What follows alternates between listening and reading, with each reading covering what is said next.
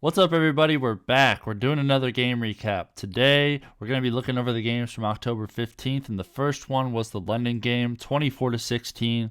The Ravens beat the Titans. Lamar Jackson got a lot of hate on social media because of this game, but I think he did pretty well. 21-30, 223 yards, a touchdown and a pick, 13 carries for 62 yards. He was also the leading rusher for the team. If there's anybody who wants to sell Lamar Jackson because of this game, absolutely go get him in a trade because this is a solid performance. He's still the leading rusher on his team by a pretty substantial margin. When you look at it, 62-41 was second place. So he's still out there getting yards. The passing yardage wasn't really there. The touchdowns didn't really appear. No rushing touchdown. Only the one passing touchdown to the one pick isn't great. But there's still a lot to love from this game. I say hold Lamar Jackson. Do not trade him based off of this performance. And Gus Edwards, 16 carries, 41 yards. Justice Hill, 8 carries, 35 yards. I don't think we should be rostering any Ravens running back at this point because Keaton Mitchell just got called up from injured reserve for this game. He's an undrafted rookie, but he got a lot of praise coming out of training camp. So I think it's a matter of time before he gets in here and he starts taking carries away from Gus Edwards and Justice Hill. And Edwards and Hill's fantasy value is going to decrease because of that. So hold off on adding either of these guys. The 16 carries is really nice, but I don't think it's going to last.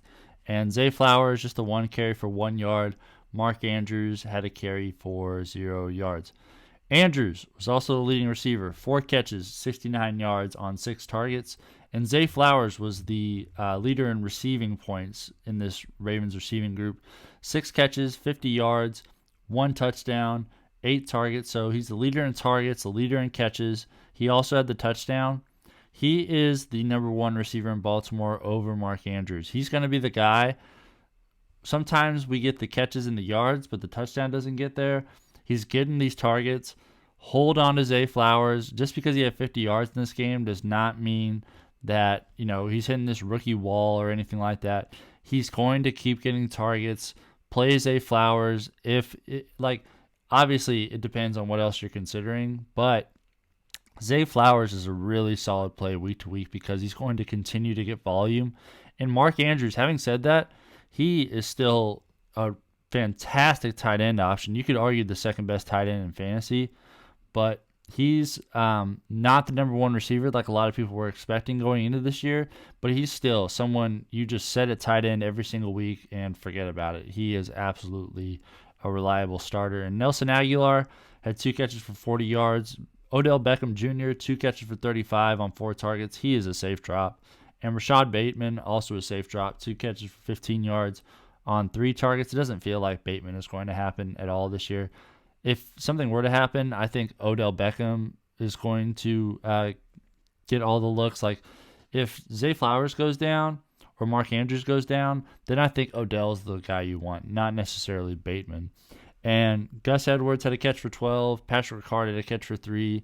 And Justice Hill, 3 catches for 0 yards. I think the interesting thing here is that Justice Hill, even though he got 0 yards to Gus Edwards' 12, he is still getting the receiving work.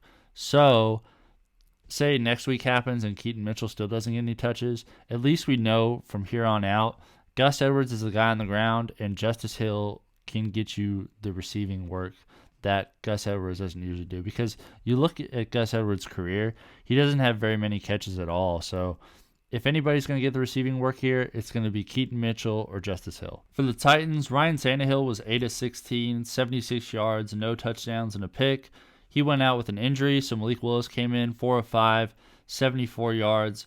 Clearly, Malik Willis is the better stat line here. I don't know if he'll be able to complete passes at this rate going forward, but if he could do anything like this, he's going to be an upgrade over Ryan Tannehill up to this point in the season. So watch out to see if Tannehill's injury is going to linger, and it opens up the door for Malik Willis to have an opportunity here.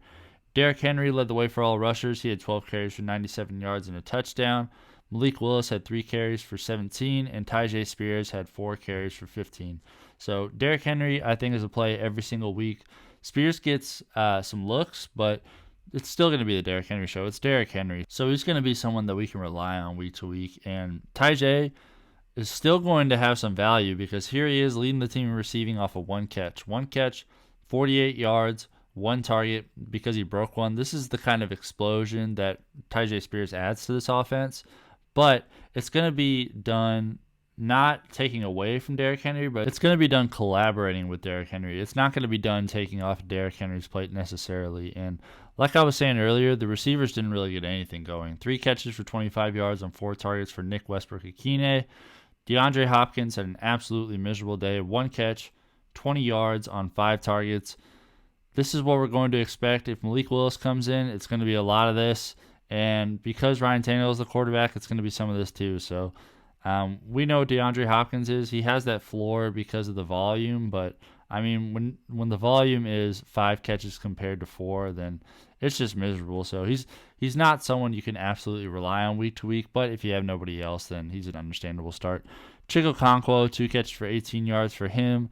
I think he's a drop, not necessarily someone you want to start at tight end right now. Derrick Henry, 2 catches for 16 yards. Love to see the receiving production there. Josh Riley had a catch for 11, the rookie from Cincinnati. Chris Moore had a catch for 6, and Kyle Phillips had that muff punt, and he had just the 1 catch for 6.